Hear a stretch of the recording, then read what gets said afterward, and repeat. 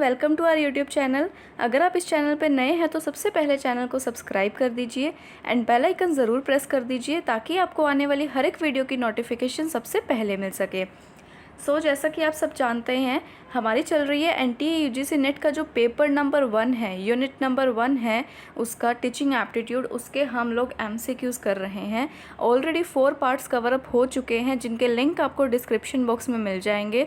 उसके अलावा अगर आपको टीचिंग एप्टीट्यूड के फुल रिवीजन करनी है तो उस वीडियो का भी लिंक डिस्क्रिप्शन में मिल जाएगा। ठीक है, तो अभी बिना किसी देरी के हम वीडियो स्टार्ट करते हैं। आज का सबसे पहला क्वेश्चन क्या बोल रहा है कि इनमें से कौन सी ऐसी चीज़ है जिसमें टीचिंग स्किल्स कंप्राइज होती है, इन्वॉल्व होती है, उसमें शामिल होती है टीचिंग स्किल। तो सबसे पहले तो बेसिकली ब्लैक बोर्ड पे अगर कोई एक टीचर लिख रहा है तो वो अच्छी बात है ना, वो उसकी स्किल्स है, वो लिख लिख के समझा रहा है। उसके अलावा वो क्लास में सभी बच्चों से क्वेश्चनिंग कर रहा है, सबसे क्वेश्चन पूछ रहा है, ये भी अच्छी बात है। हर एक टॉपिक को वो अच्छे से एक्सप्लेन कर रहा है, सिर्फ और सिर्फ पढ़ता नहीं जा रहा है, अच्छे से एक्सप्लेन भी कर रहा है। बेसिकली ये तीनों ही चीज़ें टीचिंग स्किल्स के अंदर आती हैं। इसका आंसर क्या हो जाएगा? D, all of the above. ठीक है, आगे हम चलते हैं नेक्स्ट पे। नेक्स्ट क्वेश्चन क्या बोल रहा है, इन हमें 4 बेसिकली ऑप्शंस दे रखे हैं, तो इन चारों में से जो मल्टीपल चॉइस क्वेश्चंस होते हैं, लाइक अभी जो मैं आपको अभी करवा रही हूँ, दैट इज़ MCQs, तो उनके लिए कौन सी करेक्ट है स्टेटमेंट हमें ये बताना है। तो इसके लिए कौन सी करेक्ट होगी? सबसे पहले तो ना जो MCQs फॉर्म में जो क्वेश्चंस होते हैं वो मोर ऑब्जेक्टिव टाइप के होते हैं, है ना। मतलब उसमें सब्जेक्टिविटी बहुत कम होती है। हमारी जो पर्सनल फीलिंग्स है, हमारे ओपिनियंस हैं, हमारी जो बायसनेस होती है वो बहुत कम आती है। जो MCQs फॉर्म के होते हैं, जो ऐसे टाइप के क्वेश्चंस होते हैं, बड़े बड़े होते हैं, तो उनमें फिर भी चांसेस रहते हैं सब्जेक्टिविटी के, बट MCQs में नहीं चांसेस रहते हैं, उसमें ऑब्जेक्टिविटी ज़्यादा रहती है। बेसिकली इसका सही आंसर क्या हो जाएगा? डी इसका सही आंसर हो जाएगा। दैट इज़ ये मोर ऑब्जेक्टिव होते हैं बाकी किसी भी टाइप से, चाहे वो ऐसे टाइप हैं, चाहे वो शॉर्ट आंसर टाइप है, चाहे वो ट्रू फॉल्स टाइप क्वेश्चन है। हर एक के कंपैरिजन में इसके अंदर जो ऑब्जेक्टिविटी होती है वो सबसे ज़्यादा होती है। ठीक है, उसके बाद हम चलते हैं नेक्स्ट पे, दैट इज़ 43 क्वेश्चन पे।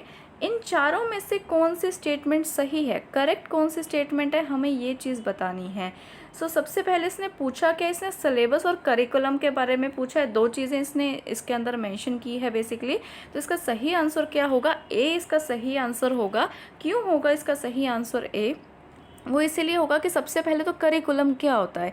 करिकुलम लाइक जहाँ पे एक प्रॉपर एक बनाया जाता है करिकुलम, हर एक स्कूल का होता है, किसी भी कॉलेज का, किसी भी यूनिवर्सिटी का वो होता है ना, जिसके अंदर ये बताया जाता है कि इस स्कूल में इस कोर्स से रिलेटेड क्या कुछ सब्जेक्ट्स पढ़ाए जाएंगे, राइट। क्या कुछ कंटेंट रहेगा। एक पर्टिकुलर जो कोर्स है, लाइक BBA कोर्स है, MBA कोर्स है, BCom है, MCom है, कोई भी एक पर्टिकुलर कोर्स है, तो उस कोर्स में क्या कुछ कंटेंट्स होंगे, उसके अलावा क्या कुछ सब्जेक्ट्स पढ़ाए जाएंगे। तो ये तो हो गया करिकुलम। ठीक है, अभी उस सब्जेक्ट के अंदर क्या कुछ टॉपिक्स पढ़ाए जाएंगे वो होता है सिलेबस, राइट। सिलेबस आपको पता ही है कि हर एक सब्जेक्ट के अंदर, जैसे आपको प्रॉपर हर एक आपने भी पढ़ाई की है तो सबने तो आपको एक सिलेबस मिलता था, है ना, हर एक सब्जेक्ट का। तो मतलब उसके अंदर क्या लिखा होता था? उसके अंदर लिखा होता था कि क्या कुछ टॉपिक इसके अंदर इन्वॉल्व होंगे, है ना। तो वो बेसिकली क्या होता है? सिलेबस होता है, जो हर एक टॉपिक उसके अंदर मेंशन होता है। तो करिकुलम का ये क्या होता है? पार्ट होता है सिलेबस। करिकुलम मीन्स जिसके अंदर ये बताया जाएगा कि कौन कौन से सब्जेक्ट होंगे, कौन कौन से एक पर्टिकुलर कोर्स में क्या कुछ कंटेंट रहेगा, क्या कुछ सब्जेक्ट्स कितने कितने रहेंगे, ये सब क्या हो गया? एक प्रॉपर करिकुलम हो गया। तो उस सब्जेक्ट के अंदर क्या कुछ टॉपिक्स रहेंगे वो सिलेबस हो गया। इसका सही आंसर उस अकॉर्डिंगली क्या हो जाएगा? उसके according, that is syllabus is a part of curriculum. ठीक है, आगे हम चलते हैं नेक्स्ट क्वेश्चन पे। क्या बोल रहा है, इसने पूछा है जो ट्रायल एंड एरर मेथड होता है इंस्ट्रक्शन का, वो बेस्ट हम कैसे मतलब इन्हेंस कर सकते हैं, वो बेस्ट हम कैसे इन चारों में से किस में हम ट्रायल एंड जो एरर मेथड है उसको अच्छे से यूज़ कर पाते हैं। बेसिकली इसका सही आंसर क्या होगा? डी होगा, दैट इज़ इंडिपेंडेंट स्टडी। वो कैसे होगा? वो ऐसे होगा कि जब हम इंडिपेंडेंटली स्टडी करेंगे, यानी कि हम सेल्फ स्टडी कर रहे हैं, राइट। हम हम किसी की ज़्यादा हेल्प नहीं ले रहे हैं, ज़्यादा किसी की गाइडेंस भी नहीं ले रहे हैं, आपको एक प्रोजेक्ट वर्क मिला है तो आप उस पर अच्छे से प्रॉपर उस पर रिसर्च कर रहे हो, खुद से बना रहे हो, उसके अंदर डेफिनेटली गलतियाँ तो होंगी, है ना। अगर आप फर्स्ट टाइम कर रहे हो तो डेफिनेटली होंगी ही होंगी गलतियाँ। तो उस टाइम पे आप क्या करोगे, गलतियाँ आपकी हुई हैं, आपको दिख रही हैं कि ये मिस्टेक हुई है, या आपका जो गाइड है, जो टीचर है, वो आपको बोलता है कि हाँ भी ये इसमें मिस्टेक है, देन आपने एक ट्राई दिया, है ना। उसके बाद उसमें गलतियाँ निकली, एरर्स निकले, देन उसको आपने उन एरर्स को आपने रिमूव किया है, देन फिर से सेकंड ट्राई दिया। सेकंड ट्राई में जो एरर्स है वो और ज़्यादा कम हो गए हैं, पहले के कंपैरेटिवली जो गलतियाँ आई हैं वो कम आई है ना। तो उसके बाद जो है आपने फिर से थर्ड ट्राई दिया, तो उसमें आपका परफेक्ट आके निकला है। जो भी आप काम कर रहे हो, कोई भी आप मतलब सेल्फ लर्निंग कर रहे हो या कोई प्रोजेक्ट बना रहे हो, कोई भी कुछ भी आप कर रहे हो, तो उसके अंदर जो ट्रायल एंड जो एरर मेथड है वो मेनली तभी काम में आता है जब आप इंडिपेंडेंटली स्टडी करते हो। जब आप खुद से स्टडी करने बैठे हो तो गलतियाँ होंगी तो आप सेकंड ट्राई दोगे, और गलतियाँ होंगी तो थर्ड ट्राई दोगे, तब तक ट्राई देते जाओगे जब तक ये सारे के सारे जो एरर्स हैं वो पूरी तरीके से ख़त्म नहीं हो जाते। सो इसका सही आंसर क्या हो जाएगा, डी। चलिए आगे चलते हैं। नेक्स्ट क्वेश्चन क्या बोल रहा है, इन चारों में से कौन से स्टेटमेंट सही नहीं हैं, और ये चारों की चारों स्टेटमेंट किसके बारे में है, लेक्चर मेथड के बारे में है। तो बेसिकली इन चारों में से कौन सी चीज़ सही नहीं है वो इसने यहाँ पे पूछा है। तो सबसे पहला तो लेक्चर मेथड है, यानी कि एक तरीके से वन वे होता है, वहाँ पे एक टीचर आता है, वो जो सब्जेक्ट के बारे में है वो पढ़ा के चला जाता है। तो बेसिकली वो नॉलेज तो देंगे ही देंगे, ऑब्वियसली सी बात है, वो आके लेक्चर दे के जा रहे हैं तो वो नॉलेज तो दे के जाएंगे, है ना। उसके अलावा लेक्चर मेथड जैसे मैंने आपको बताया वो टू वे नहीं रहता है, उसमें ज़्यादा इंटरेक्शन नहीं होती है। लेक्चर मेथड है, टीचर आता है, वो अपना लेक्चर दे के समझा के चला जाता है, कोई क्वेश्चनिंग, कोई इंटरेक्शन, कोई एक्टिविटीज़, ये सब कुछ भी नहीं होता है उसके अंदर। सो ये वन वे प्रोसेस है, तो ये भी स्टेटमेंट सही हो गई। उसके बाद आते हैं डी स्टेटमेंट पे, कि यहाँ पे जो लेक्चर मेथड में जो स्टूडेंट्स हैं वो पैसिव होते हैं। पैसिव यानी कि वो ज़्यादा इन्वॉल्व नहीं होते हैं, वो एक्टिव नहीं होते हैं। मतलब अगर यहाँ पे लिखा होता है एक्टिव होते हैं तो वो गलत हो जाती स्टेटमेंट। क्यों हो जाती? क्योंकि स्टूडेंट वहाँ पे पैसिव होते हैं, मतलब स्टूडेंट सिर्फ और सिर्फ चुपचाप बैठे हैं अपना, ठीक है, अपना एक रजिस्टर बुक खोल के, कॉपी खोल के बैठे हैं, जो टीचर पढ़ा रहा है वो पढ़ा के चला जाता है, और वहाँ पे वो एक्टिवली इन्वॉल्व नहीं होते हैं, ना वो कोई क्वेश्चनिंग करते हैं, ना वो कोई ज़्यादा रिएक्ट करते हैं, कोई रिस्पॉन्ड करते हैं। उसके अलावा जो है वो खुद भी इन्वॉल्व नहीं होते हैं इस लर्निंग प्रोसेस में, या मतलब वो खुद इन्वॉल्व नहीं होते हैं एक्टिवली, तो वो पैसिव होते हैं। तो ये तीनों स्टेटमेंट सही है। तो अभी गलत कौन सी हुई स्टेटमेंट? फर्स्ट वन गलत हुई, दैट इज़ जो लेक्चर मेथड है वो रीजनिंग डेवलप करता है, वो रीजनिंग नहीं डेवलप करता है। रीजनिंग मतलब जहाँ पे हम खुद के लॉजिक्स लगाते हैं, खुद का दिमाग लगाते हैं, खुद का माइंड लगाते हैं, चीज़ों को समझने की कोशिश करते हैं, चीज़ों को सोचने की कोशिश करते हैं, अप्लाई करने की ट्राई करते हैं रियल लाइफ में, प्रैक्टिकल लाइफ में। देन हमारे क्वेश्चंस होते हैं, देन उनको हम पूछते हैं, टीचर आंसर करता है। तो बेसिकली वो सारा जो एक लॉजिकल वाली चीज़ होती है ना, वो सब चीज़ें डेवलप नहीं करता है। सिंपली टीचर आता है, लेक्चर देता है, देन वो चला जाता है, दैट्स इट। इसमें कोई बच्चों की रीजनिंग वगैरह डेवलप नहीं होती है, ठीक है। इसका सही आंसर क्या हो जाएगा? ए। आगे चलते हैं नेक्स्ट पे। क्या बोल रहा है कि जो कॉन्टीन्यूस एंड कॉम्प्रिहेंसिव इवैल्यूएशन होती है, यानी कि ऐसी इवैल्यूएशन जो लगातार होती रहती है, टीचर्स जो है वो मल्टीपल टेस्ट लेते हैं बच्चों के, कॉन्टीन्यूस बेसिस पे लेते हैं, डेली बेसिस पे लेते हैं। इसमें बच्चे भी अपनी स्ट्रेंथ जान पाते हैं, अपनी वीकनेसेस जान पाते हैं, है ना। तो वहाँ पे टीचर भी इवैल्यूएट कर पाता है बच्चों को कि बच्चे कहाँ पे स्टैंड कर रहे हैं, कौन सा बच्चा कहाँ पे स्टैंड कर रहा है। देन उसके अकॉर्डिंगली वो फ्यूचर में जो है वो प्लानिंग कर पाते हैं, फ्यूचर में जो है वो कैसे प्लान करना है चीज़ें, कैसे हमने अपने मेथड में चेंज करना है, वो सब चीज़ें वो प्लान कर पाते हैं। तो बेसिकली यहाँ पे बच्चे को भी पता लगता है, उसकी प्रैक्टिस हो जाती है पहले ही। अगर हम बच्चे को टेस्ट वगैरह ले रहे हैं, उनको प्रैक्टिस सेट दे रहे हैं, तो उसमें वो इवैल्यूएट तो करेगा ही करेगा खुद को, साथ ही साथ वो एग्ज़ाम के लिए एकदम ऐसे प्रिपेयर हो जाते हैं, ठीक है। तो अब इसमें से पूछा है कि इनमें से कौन से इसके कैरेक्टरिस्टिक्स होंगे तो इसके कौन से होंगे, दैट इज़ ये ग्रेड्स जो बेसिकली मार्क्स होते हैं, सॉरी मार्क्स होते हैं, उसको रिप्लेस कर देता है, उसकी जगह पे यहाँ पे ग्रेड्स आ जाते हैं। तो मार्क्स हट जाते हैं और ग्रेड्स आ जाते हैं। एंड उसके अलावा जो है हर एक एस्पेक्ट स्टूडेंट का इवैल्यूएट हो जाता है, वो किस एरिया में वीक है, किस में स्ट्रांग है ना। तो मतलब हर एक एस्पेक्ट, हर एक एरिया वाइज वो इवैल्यूएट हो पाते हैं। उसके अलावा जो है उनका एग्जामिनेशन फोबिया तो अपने आप ही कम हो जाएगा। फोबिया मीन्स जो डर होता है बेसिकली, हर कई बार ना कुछ एक बच्चों में होता है कि एग्ज़ाम में पता नहीं क्या होगा। लाइक अभी आप नेट की तैयारी कर रहे हो, जो बच्चे फर्स्ट टाइम पे नेट का पेपर देने जाने वाले हैं, जिनको कोई आइडिया भी नहीं है एक्चुअली में मतलब पेपर आता कैसे है, वहाँ पे स्क्रीन में कैसे हमने पेपर मतलब अटेम्प्ट करना है और पेपर किस टाइप का आएगा, किस टाइप के क्वेश्चंस पूछे जाएंगे, तो ये सब होता है। अगर आप क्या करोगे, पहले बैठ के 2-4 पेपर प्रीवियस ईयर के सॉल्व करते हो, प्रॉपर अपना एक जो स्क्रीन में अच्छे से सॉल्व करते हो उसको, तो इससे क्या होगा, आपकी पहले से प्रैक्टिस हो जाएगी। तो वहाँ पे अगर आप फर्स्ट टाइम भी पेपर देने जा रहे हो ना, तो भी आपको ऐसा कुछ नया सा नहीं लगेगा। मतलब आपको इतनी प्रैक्टिस हो जाएगी, पहले ही आप करके आओगे, प्रिपेयर्ड होके आओगे, वेल प्रिपेयर्ड होके आओगे कि आपको उस टाइम पे जाके ज़्यादा दिक्कत नहीं आएगी। तो इससे क्या होता है, जो बच्चों में डर होता है एग्ज़ाम का वो कम हो जाता है। तो ये तीनों ही होंगे। हाँ, फर्स्ट वाला नहीं होगा। क्यों नहीं होगा फर्स्ट वाला? इसमें क्या बोल रहा है कि मल्टीपल जो टेस्ट लिए जाते हैं बच्चों की प्रैक्टिस करवाने के लिए, उनको इवैल्यूएट करने के लिए कॉन्टीन्यूसली, तो वो वर्कलोड बढ़ाता है स्टूडेंट्स पे। ऐसा नहीं होता है कि वो वर्कलोड बढ़ाता है, बिकॉज उनकी ही तैयारी होती है ना, वही एग्ज़ाम के लिए प्रिपेयर होते हैं, वो खुद को इवैल्यूएट कर पाते हैं, खुद को इम्प्रूव कर पाते हैं। तो बेसिकली वो वर्कलोड नहीं बढ़ाता है। तो ये नहीं होगा। इसका सही आंसर क्या हो जाएगा? B, C and D. चलिए आगे चलते हैं। नेक्स्ट क्वेश्चन क्या कह रहा है, अगर टीचर को बेसिकली ना, कोई भी टीचर है उसको जो बच्चे होते हैं उनको एक ऐसी अपॉर्चुनिटी प्रोवाइड करनी चाहिए जिसमें बच्चे आपस में एक दूसरे से सीखें। यानी कि एक जो कोऑपरेटिव लर्निंग होती है ना, मतलब जो एक बच्चा दूसरे बच्चे से सीखता है कुछ, तो ऐसे कुछ अपॉर्चुनिटी प्रोवाइड करनी चाहिए। और वो क्यों करनी चाहिए, इसने ये चीज़ पूछी है क्वेश्चन में, तो वो इसीलिए करनी चाहिए ताकि जो स्टूडेंट्स हैं बेसिकली वो एक दूसरे के जो एक्सपीरियंसेस होते हैं, एक दूसरे की जो एक्सपर्टाइज होती है, उनको शेयर करके कुछ ना कुछ सीखें।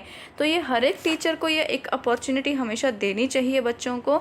ऐसा नहीं है कि हाँ भी हम टीचर हैं तो बच्चे सिर्फ और सिर्फ हम ही से सीखें, ऐसा उसको हमेशा मतलब एटीट्यूड नहीं रखना चाहिए ऑब्वियसली। हाँ, अगर कोई क्वेरी है तो बच्चा हमेशा टीचर से पूछे, वो चीज़ ठीक है।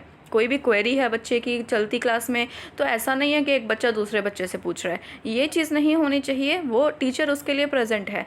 बट एक टीचर जब एक अपॉर्चुनिटी प्रोवाइड करता है, फॉर एग्जांपल कोई एक्टिविटी दे दी है ना, कि जो है जैसे इसमें होता है कि एक प्रोजेक्ट दे दिया बच्चों को, 4-5 बच्चों के ग्रुप फॉर्म्स कर दिए ऐसे करके, 4-4 5-5 बच्चों के, उनको एक प्रोजेक्ट दे दिया। तो उसमें बच्चे क्या करते हैं, वो सेल्फ स्टडी भी करते हैं, वो खुद के हैंड से बेसिकली वो सारा का सारा प्रोजेक्ट बनाते हैं और एक दूसरे की हेल्प भी करते हैं, है ना। हर एक ग्रुप को होता है कि हमारा जो प्रोजेक्ट है वो बेस्ट दिखे क्लास में। तो वो स्टूडेंट्स क्या होते हैं कि किसी को पीपीटी बनानी आती है, तो उसने पीपीटी बनाई, प्लस बाकी अपने जो ग्रुप मेंबर्स है उसको सिखा दी। उसके अलावा कोई ऐसा स्टूडेंट है जिसकी एक्सप्लेनेशन बहुत अच्छी है, 2 स्टूडेंट्स ऐसे हैं, तो उन्होंने मैक्सिमम एक्सप्लेनेशन दी और दूसरा मौका बाकी स्टूडेंट्स को भी दिया, उनको भी बोला, सिखाया कि आप ऐसे ऐसे एक्सप्लेन करना। तो ऑब्वियसली सी बात है, हर एक पर्सन में, हर एक इंडिविजुअल में कोई ना कोई प्लस पॉइंट्स डेफिनेटली होते हैं, है ना। किसी का समझाने का तरीका अच्छा होता है, किसी का बोलने का तरीका अच्छा होता है, कम्युनिकेशन स्किल होती है या फिर प्रेजेंटेशन स्किल होती है, वो अच्छी होती है। कोई पीपीटी डिज़ाइन करने में अच्छा होता है, लाइक ग्राफिक्स वगैरह ऐड करने हैं, चार्ट्स ऐड करने हैं, तो इन सब में अच्छा होता है। किसी की आईटी की नॉलेज अच्छी होती है। तो हर एक पर्सन जो होता है वो किसी ना किसी में कोई ना कोई प्लस पॉइंट डेफिनेटली रहता है। तो जब हम एक टीचर जो है वैसे अपॉर्चुनिटी बच्चों को दे रहा है, या कोई डिस्कशन मेथड चालू कर दिया कि बच्चे आपस में जो है वो डिस्कस करें किसी टॉपिक के बारे में, तो एक बच्चे ने डिस्कस किया तो काउंटर क्वेश्चन आया, ऐसे करके क्वेश्चन आंसर, तो ये सब चलेगा। तो ना इससे बच्चे आपस में एक दूसरे से भी सीखते हैं, ठीक है। सो इसका सही आंसर क्या हो जाएगा? बी। आगे हम चलते हैं 48 पे। 48 क्वेश्चन क्या बोल रहा है, एक आइडियल सिचुएशन, एक बढ़िया परफेक्ट सिचुएशन क्लासरूम में कौन सी होती है या कौन सी बेसिकली होनी चाहिए। तो ये वो होती है जहाँ पे एक टीचर जो है वो फुली प्रिपेयर्ड होके आएगा अपना एक लेक्चर डिलीवर करने के लिए, राइट। अगर वो आया है और वो शुरू में ही ऐसा मतलब उसको पता ही नहीं मैंने कौन सा टॉपिक करवाना है, लास्ट लेक्चर में क्या हुआ था वो भूल गया है, आज जो उसको करवाना है उसको 2-3 पॉइंट्स उसको आते हैं, 2-3 पॉइंट्स ऐसे हैं जो उसने ज़्यादा पढ़े नहीं हुए हैं खुद, और वो उसको पढ़ के भी नहीं आया मौके पे, तो वो मौके पे ऑब्वियसली सी बात है मतलब वो हो जाएगा ना, मतलब एक तरीके से रुक जाएगा या मतलब अटक जाएगा वहाँ पे, है ना। तो ऐसा नहीं होना चाहिए। टीचर को फुली एक्चुअली में अपने सब्जेक्ट की, अपने लेक्चर की, अपने टॉपिक जो उसने डिलीवर करना है उसकी अच्छे से नॉलेज उसको होनी चाहिए। उसके अलावा जो है टीचर एंड स्टूडेंट जो है वो डिस्कस करते हैं जब सब्जेक्ट, यानी कि वो जब इंटरेक्शन होती है, तो मतलब इसका कहने का मतलब इनडायरेक्टली क्या है, ऐसी सिचुएशन जहाँ पे बच्चे और टीचर की इंटरेक्शन होगी। अगर टीचर कुछ पढ़ा रहा है तो बच्चे पूछ रहे हैं, देन टीचर उसका जवाब दे रहा है, तो मतलब एक तरीके से इंटरेक्शन होती है, डिस्कशन भी होती है, इंटरेक्शन भी होती है ना। तो वो ये दोनों ही पॉइंट्स अच्छे रहेंगे मतलब इस आंसर के लिए, जहाँ पे क्लासरूम में एक परफेक्ट सिचुएशन मानी जाती है। उसके अलावा सेकेंड क्यों नहीं होगा, सेकेंड इसलिए नहीं होगा, सेकेंड में ये बोल रहा है कि स्टूडेंट्स जो है वो खुद ही फुली प्रिपेयर्ड होके आएंगे और बेसिकली टीचर प्रेजेंट है क्लास में, बट वो बच्चे आपस में ही डिस्कस कर रहे हैं, है ना। जैसे मैंने आपको पहले पिछले क्वेश्चन में भी बताया कि ऐसी भी सिचुएशन नहीं होनी चाहिए कि टीचर आया बेचारा लेक्चर प्रिपेयर करके और बच्चे जो है वो आपस में डिस्कस कर रहे हैं, और कोई क्वेरी मान लो चलते लेक्चर में आ रही है तो एक बच्चा दूसरे बच्चे से पूछ रहा है, तो इससे क्या होता है बल्कि ज़्यादा क्लास भी डिस्टर्ब होती है और ये सही भी नहीं होता है। अगर कोई क्वेश्चन है, कोई क्वेरी है तो वो टीचर से पूछना चाहिए। उसके अलावा आपस में नहीं डिस्कस करना चाहिए, टीचर जब प्रेजेंट हो तो मतलब टीचर से डिस्कस करो, ये सही है। आपस में डिस्कस करो तो ये गलत है, तो ये सेकंड तो होगा ही नहीं। उसके बाद फोर्थ पे चलते हैं।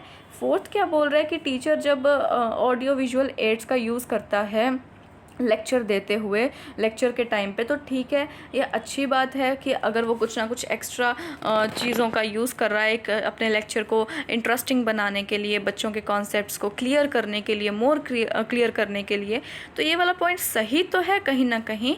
बट यहाँ पे ऑप्शन में हमें क्या पूछा है कि ऑप्शन में हमें ऑप्शन के हिसाब से हम 2 ही चूज़ कर सकते हैं। ओनली वाला तो कट ही कर दो, ठीक है, ओनली वाला तो कट ही कर दो, क्योंकि 3 ऑप्शन यहाँ पे सही बैठ रहे हैं, तो ओनली वाला तो चला ही गया।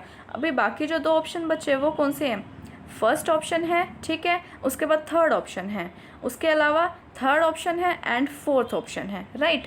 तो अगर हमें थर्ड तो दोनों में कॉमन ही है, तो थर्ड को भी निकाल दो, क्योंकि थर्ड तो दोनों में ही आ रहा है। उसके बाद फर्स्ट एंड फोर्थ में अगर हमें प्रायोरिटी देनी होगी ना किसको, तो हम फर्स्ट को देंगे। फर्स्ट को क्यों देंगे कि टीचर एक आया है, वो कितने भी एक्स्ट्रा चीज़ों का यूज़ कर रहा है, जो टीचिंग एड्स होती हैं, जो इंस्ट्रक्शनल एड्स होती हैं, वो कितना भी इंटरेस्टिंग बनाने की कोशिश कर रहा है, बट अगर उसको खुद को नॉलेज ही नहीं है, मतलब वो समझा ही सही नहीं रहा है, तो फिर ये तो बेकार हो जाएगा ना। मतलब वो कितनी भी एक्स्ट्रा चीज़ें अपने लेक्चर को इंटरेस्टिंग बनाने के लिए, बोरिंग नहीं बनाने के लिए वो बहुत एक्स्ट्रा चीज़ें यूज़ कर रहा है, वो चीज़ ठीक है, बट जो पढ़ाना है एक्चुअली में वही नहीं पढ़ा पा रहा है, या उसको ये कह लो कि खुद को नॉलेज नहीं है, 2 पॉइंट्स वो घर से प्रिपेयर नहीं करके आया है, तो वहाँ पे वो अटक रहा है, तो फिर ये तो पॉइंट बेकार ही हो गया ना। तो इस वजह से अगर हमें प्रायोरिटी देनी होगी तो हम फर्स्ट को देंगे। सो फर्स्ट एंड थर्ड इसका सही आंसर हो जाएगा, ए ऑप्शन सही होगा। आगे चलते हैं 49th क्वेश्चन। नेक्स्ट क्वेश्चन ये क्या बोल रहा है कि इनमें से ना हमें ना बहुत सारे कैरेक्टरिस्टिक्स दिए हुए हैं जो एक लर्नर के होते हैं, अब स्टूडेंट के होते हैं, जो एक स्टूडेंट लर्न कर रहा है, लर्नर होता है, उसके कैरेक्टरिस्टिक्स दिए हुए हैं। तो इसने क्या पूछा है कि इनमें से कौन से ऐसे कैरेक्टरिस्टिक्स हेल्पफुल रहते हैं अगर एक टीचर को एक प्रॉपर टीचिंग लर्निंग सिस्टम एक बनाना है, डिज़ाइन करना है, एक अच्छे से एक learning system, teaching learning system को डिज़ाइन करना है, इफ़ेक्टिव लर्निंग सिस्टम को डिज़ाइन करना है, तो वहाँ पे लर्नर के कौन से कैरेक्टरिस्टिक्स उसे हेल्प करेंगे, ये चीज़ पूछी है। तो इसमें सबसे पहले तो लर्नर की क्या प्रायर एक्सपीरियंस है, यानी कि पहले ऑलरेडी उसे सब्जेक्ट की कितनी नॉलेज है, तो ये ज़रूरी है, ये काम में आता है, राइट। उसके अलावा इससे क्या होता है, इससे हम एक टीचर को हेल्प मिलती है जानने में कि हम किस लेवल से उसे पढ़ाना स्टार्ट करें। अगर वो ऑलरेडी ज़ीरो है, एकदम उसे कोई नॉलेज नहीं है, पिछला ऑलरेडी इसने एक बार भी वो टॉपिक के बारे में, वो सब्जेक्ट के बारे में उसे ABCD भी नहीं पता है, कुछ भी नहीं पढ़ रखा, तो हम ऑब्वियसली सी बात है एकदम बेसिक से स्टार्ट करवाएंगे, है ना। अगर ऑलरेडी बच्चे ने थोड़ा पढ़ रखा है या ज़्यादा पढ़ रखा है तो वो हमें पता लग जाता है, पता लग जाएगा तो फिर उस लेवल से एक टीचर स्टार्ट करता है, तो ये ज़रूरी होता है। उसके अलावा जो है एबिलिटी क्या है, एक लर्नर की कि वो मतलब सब्जेक्ट को कितना बढ़िया तरीके से सीख पा रहा है, उसकी पावर कितनी है एक मतलब सब्जेक्ट को सीखने की, एक लर्न करने की उसकी एबिलिटी कितनी है, वो चीज़ भी इम्पॉर्टेंट होती है एक टीचर के लिए जानना, ताकि वो उस हिसाब का एक मेथड डिज़ाइन करे, अप्रोच यूज़ करे, है ना, एक सिस्टम बनाए। उसके अलावा जो है स्टूडेंट की लैंग्वेज बैकग्राउंड क्या है, ये भी ज़रूरी होती है, क्योंकि समटाइम्स क्या होता है डिफरेंट स्टेट से बच्चे आते हैं, एडमिशन लेते हैं, और किसी बच्चे को हो सकता है मैं अभी हिंदी में पढ़ा रही हूँ, तो कोई बच्चा है जिसको हिंदी बिल्कुल भी समझ ही नहीं आती है ना, तो उसको हो सकता है थोड़ी प्रॉब्लम आए समझने में। कोई ऐसा स्टूडेंट है जिसको इंग्लिश बिल्कुल भी समझ नहीं आती है, तो उसको यही होता है कि हाँ भी हमें तो लेक्चर जो है वो अपने क्या नाम है हिंदी में ही चाहिए, है ना। तो या फिर मतलब ऐसे अलग अलग लैंग्वेज वाइज हो सकते हैं बच्चे, तो हमें ये जानना ज़रूरी होता है कि कहीं हम सारा लेक्चर इंग्लिश में डिलीवर कर दें और बच्चों की प्रेफरेंस हो हिंदी में पढ़ने की, तो कहीं ना कहीं लैंग्वेज जानना ज़रूरी होता है, तो ये भी इम्पॉर्टेंट रहेगा। उसके अलावा क्या है, इंटरेस्ट क्या है बेसिकली, ये हमें बाद में बताती हूँ। उसके अलावा 6th पॉइंट पे चलते हैं कि मोटिवेशनल लेवल कितना है, मतलब स्टूडेंट कितना पढ़ना चाहते हैं, उनमें कितनी मतलब अंदर से एक मोटिवेशन है, तो वो भी टीचर के लिए जानना ज़रूरी होता है कि बच्चे कितना इंटरेस्टेड हैं, कितने मोटिवेटेड हैं उस चीज़ को सीखने के लिए। अगर है कि हाँ भी बच्चे टाइम पास करने आए हैं, नॉर्मली बहुत बच्चे ऐसे होते हैं जो स्कूल्स में, कॉलेजेस में या फिर यूनिवर्सिटी लेवल पे थोड़ा ऐसे चले जाते हैं, मतलब पासिंग मार्क्स लेने के लिए, बस एक डिग्री लेने के लिए, है ना। तो ये चीज़ जानना कहीं ना कहीं टीचर के लिए ज़रूरी होता है, ताकि वो उस हिसाब से प्लान कर सके। तो ये सारी चीज़ें ज़रूरी होती हैं, उसके हिसाब से ऑप्शन हो जाएगा बी इसका सही आंसर। अभी 2 पॉइंट्स मैंने स्किप किए थे, दैट इज़ एक तो ये वाला पॉइंट, सेकंड वाला कि जो लर्नर के फैमिली फ्रेंड्स हैं, मतलब जो लर्नर्स हैं उनके जो फैमिली फ्रेंड्स हैं, उनके बीच में कैसा रिलेशनशिप है, उससे क्या लेना देना है मतलब एक टीचर को, है ना। मतलब टीचिंग सिस्टम और लर्निंग सिस्टम एक इफ़ेक्टिव बनाने के लिए तो इसका तो कोई रोल नहीं हुआ। उसके अलावा जो स्टूडेंट है वो ड्रेस कोड में कितना इंटरेस्टेड है, उसकी ड्रेस कैसी होनी चाहिए, है ना, ड्रेस कोड क्या रखेंगे, कौन सा कलर होगा, इन सब चीज़ में इंटरेस्टेड कौन से स्टूडेंट कितने हैं कितने नहीं, तो ये भी ज़्यादा मैटर नहीं करता है, इससे भी कुछ इतना लेना देना नहीं होता है एक सिस्टम बनाने के लिए टीचिंग और लर्निंग का। तो ये दोनों ही पॉइंट क्या हो जाएंगे, स्किप हो जाएंगे। तो सही आंसर क्या होगा, बी। आगे चलते हैं आज के लास्ट क्वेश्चन पे। लास्ट क्वेश्चन क्या बोल रहा है, जो इनिशियल स्टेप होता है, कोई भी एक टीचर है, मान लो एक नया टॉपिक इंट्रोड्यूस कर रहा है स्टडी के लिए, एकदम नया टॉपिक है, वो एक क्लास में आया, बोला कि आज हम ये वाला एक नया टॉपिक करेंगे, तो उसे इंट्रोड्यूस करते टाइम पे जो पहला स्टेप एक टीचर जो है बेसिकली वो कौन सा स्टेप लेता है, तो वो एक पहले ना टॉपिक एक ब्रॉड आउटलाइन प्रोवाइड कर देता है कि आज हम ये वाला टॉपिक करेंगे। लाइक होता है ना कि एक टॉपिक शुरू करवाने से पहले 2 मिनट में फटाफट से उसके एक शॉर्ट इंट्रोडक्शन दे दी, एक ब्रॉड लाइन सा दे दिया कि हाँ भी आज हम एकदम नया टॉपिक करेंगे, ये टॉपिक इस चीज़ से रिलेटेड है, इस टॉपिक में हम इंट्रोडक्शन देखेंगे, एडवांटेजेस देखेंगे, डिसएडवांटेजेस देखेंगे, उसके अलावा जो है वो ऑब्जेक्टिव्स भी पढ़ेंगे, इस चीज़ के लिमिटेशंस भी पढ़ेंगे, और ये चीज़ क्यों होती है तो इसके रीजंस पढ़ेंगे, है ना। तो मतलब इस तरीके से थोड़ी ब्रॉड आउटलाइन से दे देना, एक शॉर्ट में इंट्रोडक्शन से दे देना, तो ये सही रहता है किसी भी टॉपिक को इंट्रोड्यूस करने के लिए। एक नया टॉपिक आप पढ़ाने जा रहे हो और सीधा जाके चालू हो गए कि ये आज पढ़ेंगे, ये होता है इसका मीनिंग, उसके बाद डायरेक्टली चालू हो गए, इससे ज़्यादा बेटर ये रहता है कि एक बार आप थोड़ा सा एक शॉर्ट में इंट्रोडक्शन दे दीजिए, एक ब्रॉड आउटलाइन दे दीजिए कि आज हम ये करने वाले हैं और ये वाला टॉपिक करेंगे, इसका शॉर्ट में 1-2 लाइनों में छोटा सा मीनिंग बता दीजिए, डिटेल में बाद में बताना है, बट एक बार शॉर्ट में मीनिंग बता दो कि ये इसका मीनिंग होता है और आज वाले लेक्चर में हम इसके बारे में, इस टॉपिक के बारे में ये वाला सारी चीज़ें पढ़ेंगे। तो इससे क्या होता है, बच्चों का थोड़ा पहले एक बेस सा बन जाता है, वो अपने माइंड को भी थोड़ा वो कर लेते हैं कि हाँ भी आज हमने ये वाला टॉपिक पढ़ना है, प्रिपेयर सा कर लेते हैं, है ना। उसके अलावा उन्हें थोड़ा आइडिया हो जाता है कि आज वाले टॉपिक में हमने क्या करना है। एकदम नया टॉपिक होता है, पहले से नहीं पढ़ा होता है, तो उन्हें पहले at the starting of the class जो है उन्हें एक आइडिया हो जाता है कि हमने क्या पढ़ना है। तो इससे बच्चों के लिए भी ईजी रहता है और टीचर के लिए भी। तो इसका सही आंसर क्या होगा, सी। ठीक है, तो आज के जो 10 क्वेश्चंस हैं वो कवर अप हो गए हैं। सो टोटल मिला के 50 क्वेश्चंस कवर अप हो गए हैं। पार्ट नंबर 6 का जो लिंक है वो डिस्क्रिप्शन में आपको मिल जाएगा और फुल जो रिवीजन वीडियो है ना टीचिंग एप्टीट्यूड की, उसका भी मिल जाएगा।